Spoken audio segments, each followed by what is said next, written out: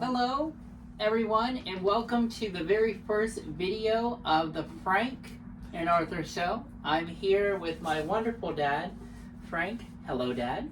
Hello, how are you? I'm doing good. Would you like to greet our audience? Hi, audience, how are you? I hope you're doing well.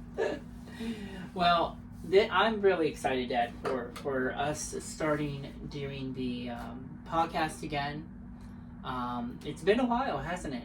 Yes, it's been a very long time. It's been a long time. But today's topic, we're talking about trust in God. And this is Dad has picked out for us 5 Psalms that we're going to be reading today.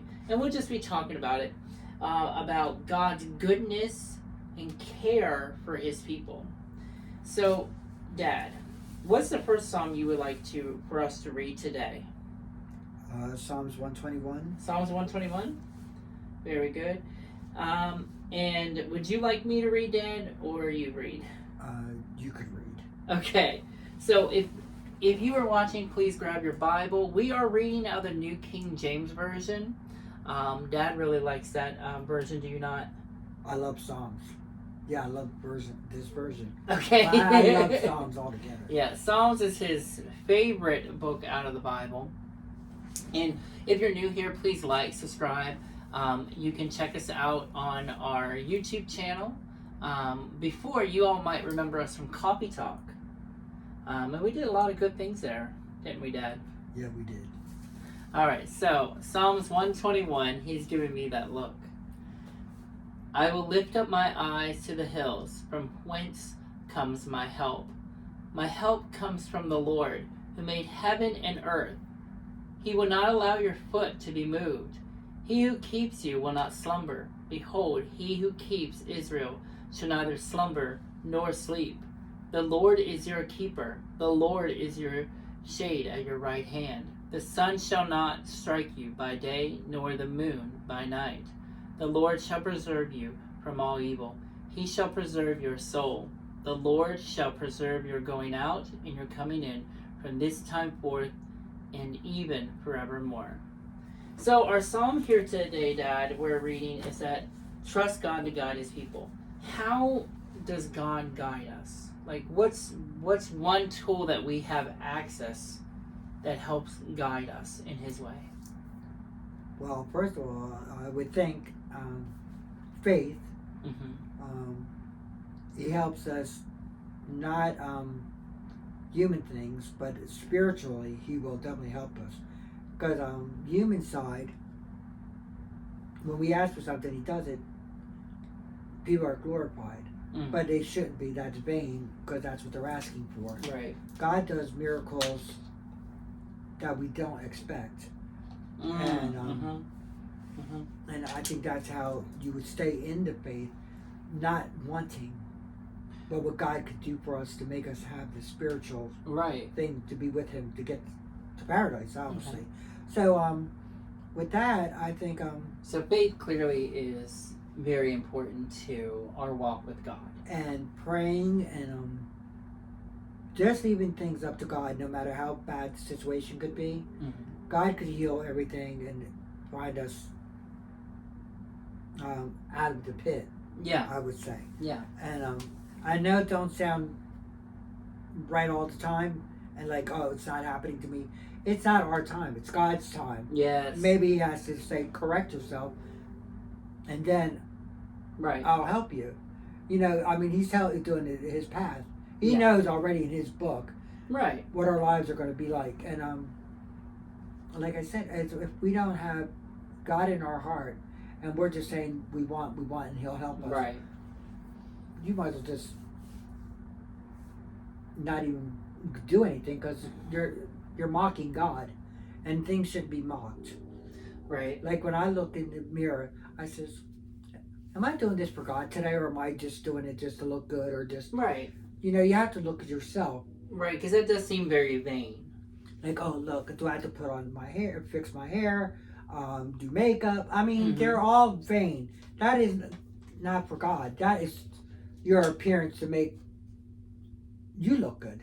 So what you're saying though is if you're leaving God out of the equation and just trying to look good for yourself, I mean, really, should it be like, what image am I portraying to others that God is working through me, type of thing? Well, it brought me when I went to the hospital when I was not feeling well, and I was really near death. I prayed constantly with God. I said, God, please help me get through this and all this stuff. No doubt in my mind, because once I shift away, I guess. Yeah. God is confused, and well, I don't think God's confused. I think we get confused. Well, yeah. I think.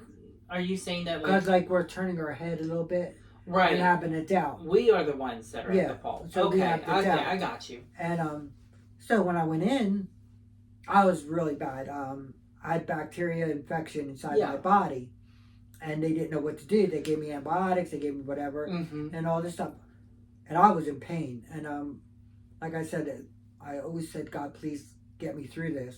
I said, so I had to go to surgery. Right. And before surgery, I says, God, if I don't make it, I know where I'm going to go. Either up with you in paradise, or in earth that I have to finish my job, obviously. Right. So I went into the surgery. They said everything worked out good. Came out. I said, thank you, God. Yeah. I said, but I'm on earth. You're on earth. I didn't take the paradise. Yeah, I didn't take you didn't the get paradise. that trip. No, I didn't do it. So you were stuck with So obviously I have things to do. Yes. That I've not done yet. And now I mean, I totally changed my life. Okay. Where I was a bitter person. Yes. Like I wouldn't trust no one at all in my life. And I went to a church, Church of Christ, and I said, okay, I'll give it a chance. I said, I'm ready now. I said, because my son's been asking me to go all the time. I says, I am not ready. I cannot go into the church if I'm not ready with the Lord. And one day he said, I know, I'm not going to ask you. He said, well, Arthur, today I'm ready. And I says, oh, I was very happy. Very happy. Let me go to church. And I said, I'm going to try it. So I went into the church. I did like it.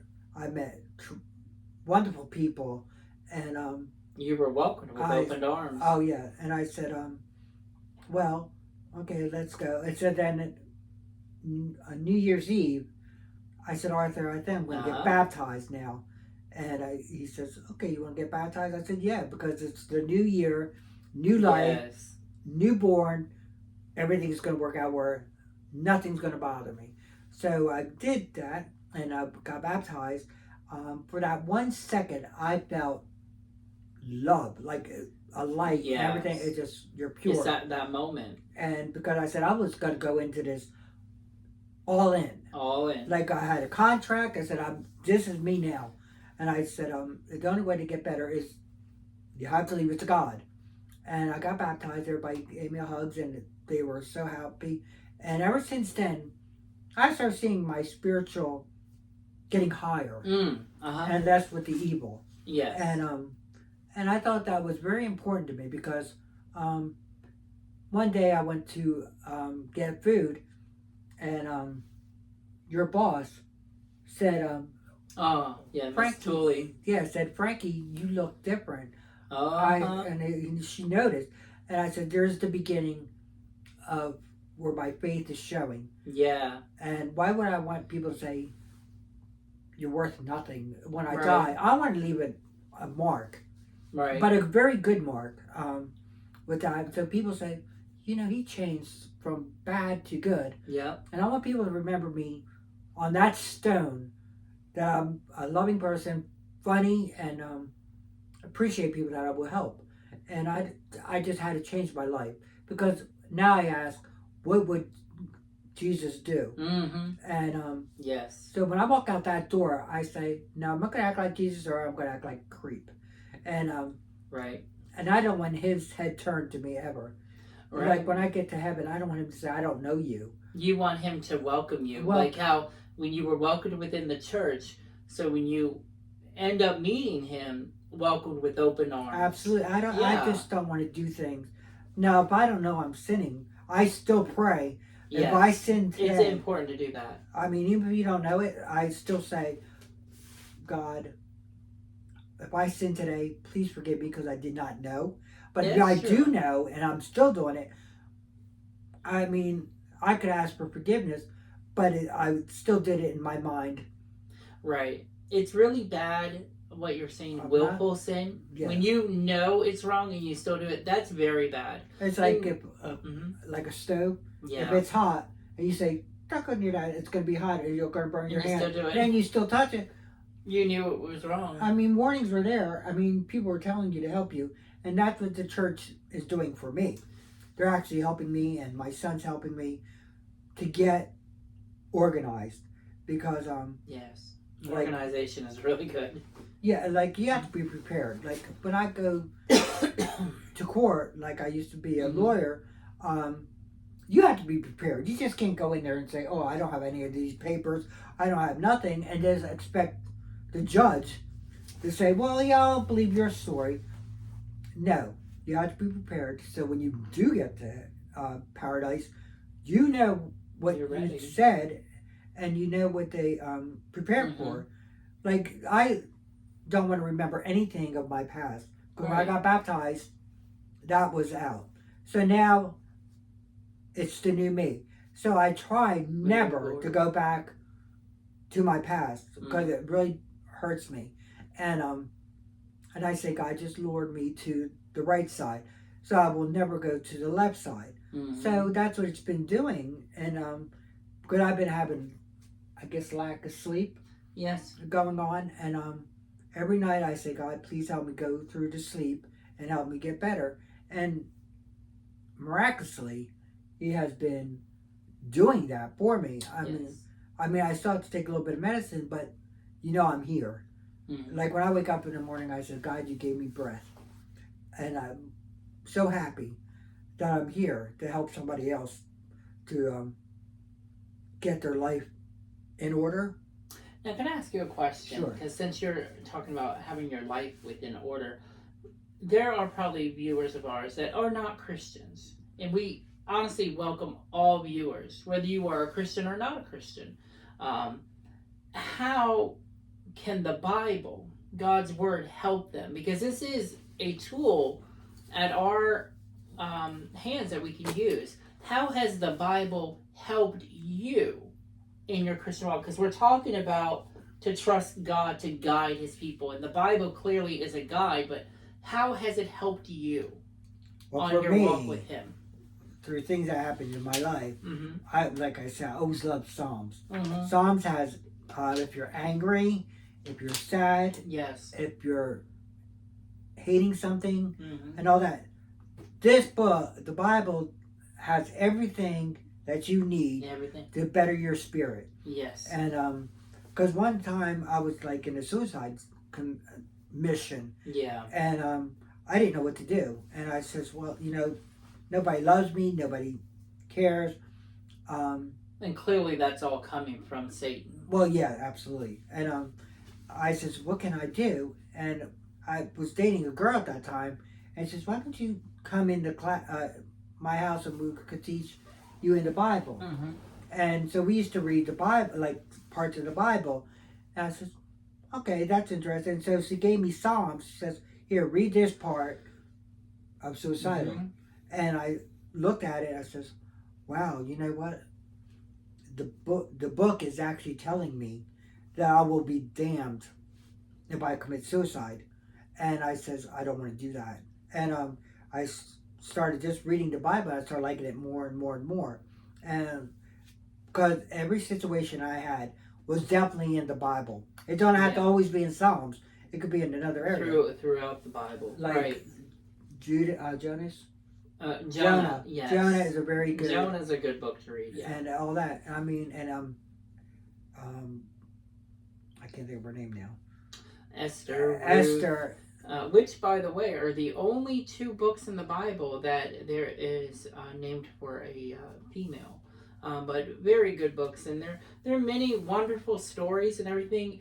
If you have not picked up the Bible it's worth doing. I mean, start with 5 minutes and work with that. I mean, it has everything you want. Yeah. A drama, horror. Yeah. That's Revelation. It's a thriller. A thriller. I mean, everything that you get a book, a movie that you would get here. I mean, so there's no excuse because there's love. There's all kinds of expressions in here. So right to Adam and Eve it started. Mm-hmm. So it's a really good thing. And like I said, if you want to get into a routine, even if you have 5 minutes, but don't say I have to do it. You have to want to do it. Yes. Because God didn't make it a habit. God's not saying I'm busy right now. Right. I'm going to leave you. So when you get to heaven, you don't want God to say you did not know me. Right. You gave no time. Like you did 5 minutes was a chore to you, and I'm doing a lifetime to save you. That's good. And you know what? Like you're saying, we all have 5 minutes. Yeah. But that's your starting point. Start with 5 minutes. And then branch to 10 minutes. And make it to where, like you're saying, like you can't put it down. No. Because you will change. It will change your life. I mean, clearly you're an example of someone who, to be honest with you folks, I never thought he'd be here today in the church, bringing the word. Dad also, you know, he brings a communion message, opening message. You enjoy Sunday school. I know that very much. Which I never wanted to do. Right. But I'm telling you, God can change your life. Now with that, Dad, let's move on to another psalm, because we've been talking about trusting in God. So what's the other psalm that you would like for us to read? And by the way, as a bonus feature, folks, because Dad was talking about his baptism, I'm going to find that video for you so you can see the old him to the new man he is. I guess we could... what would you like to do the next one?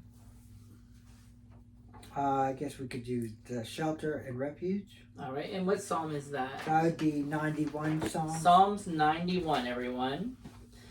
And I hope you all are enjoying this video, and we are going to be bringing videos to you every other Friday, okay? So even if you don't catch the live one, you know, you could always watch us back. So Psalms 91 is where Dad's bringing us. All right, we've got about 16 verses. Oh. But they're all good. They're all good. All right, you there, buddy? Yeah. Right. All right. So Psalms 91. He who dwells in the secret place of the Most High shall abide under the shadow of the Almighty. I will say of the Lord, He is my refuge and my fortress, my God in whom I trust. Surely He shall deliver you from the snare of the fowler and from the perilous pestilence. He shall cover you with His feathers, and under His wings you shall take refuge. His truth shall be your shield and buckler. You shall not be afraid of the terror by night, nor the arrows that flies by day, nor the pestilence that walks in the darkness, nor the destruction that lays waste at noonday. 1,000 may fall at your side, and 10,000 at your right hand, but it shall not come near you. Only with your eyes shall you look and see the reward of the wicked. Because you have made the Lord, who is my refuge, even the Most High, your dwelling place. No evil shall befall you, nor shall any plague come near your dwelling. For He shall give His angels charge over you, to keep you in all your ways. In their hands they shall bear you up, lest you dash your foot against a stone. You shall tread upon the lion and the cobra, the young lion and the serpent you shall trample underfoot. Because He has set His love upon me, therefore I will deliver him. I will set him on high, because he has known my name. He shall call upon me, and I will answer him. I will be with him in trouble. I will deliver him and honor him. With long life I will satisfy him and show him my salvation. So we're talking here now about shelter and refuge. There was a time in your life where you felt unsure, correct? Well, yes, absolutely. You didn't know what's going to happen. But now that you have become a Christian, how has finding shelter and refuge under God Well, helped one you? day, I was talking about the three little pigs. Mm-hmm. I remember. And I said, they had a straw house, they had a stick house, and a brick house. Mm-hmm. And I said, their lives were, well, you brought it up saying their lives were like the Bible. I started off with a straw. Before I was a straw house. Right. And things was just going to happen to me. Easily away. And I said, well, I got to better myself or I'm going to end up in a grave. So I did, but I said, I'm not sure yet. Right. So I built a straw house. A stick house. Yeah, you're in a stick house now. And your straw house blew away.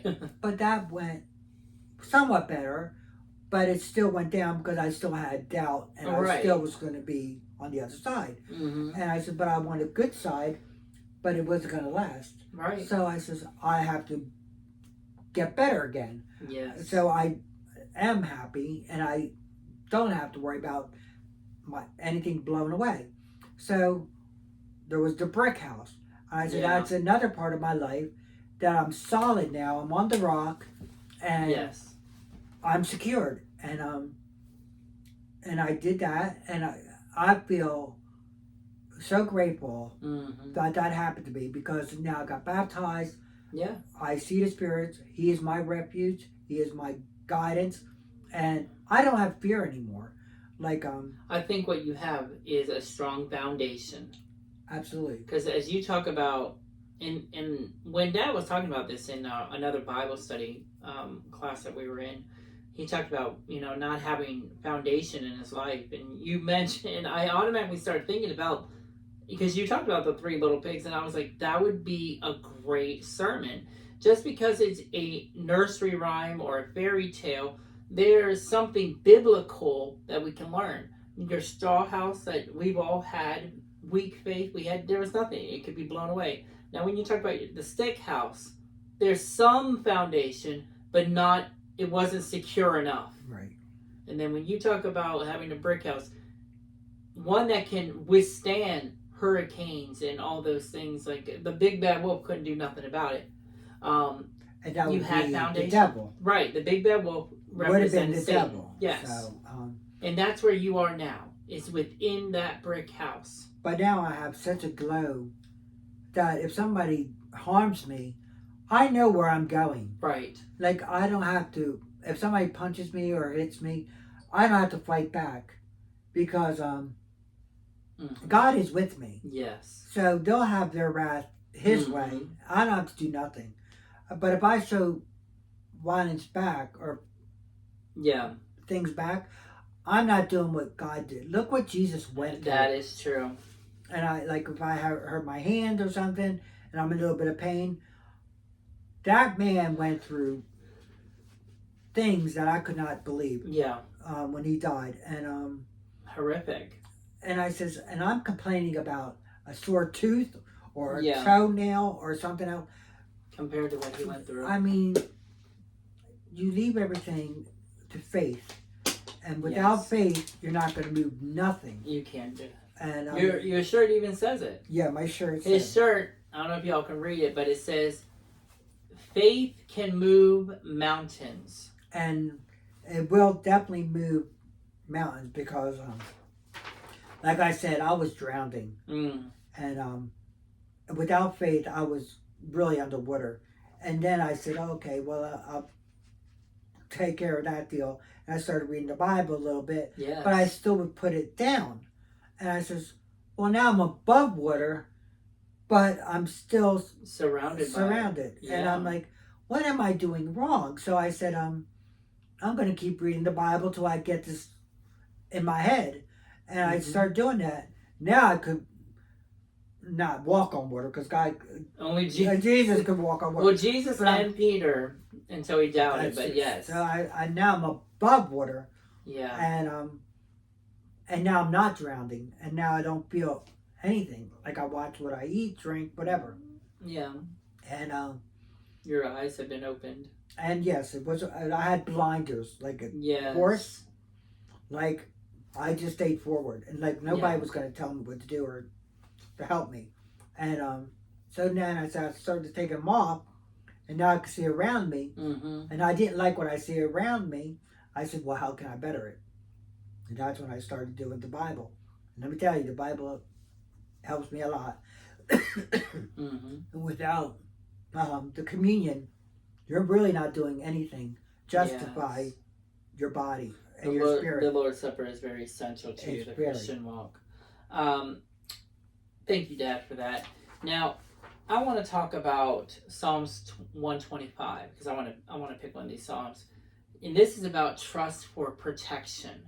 Okay, so as you brought this to us, the first thing we talked about, trust God to guide His people. It's good that we have guidance, and then you talked about trust for shelter and refuge. And now let's talk about protection. So Psalms 125, it's already pushed. Oh, you want to go there?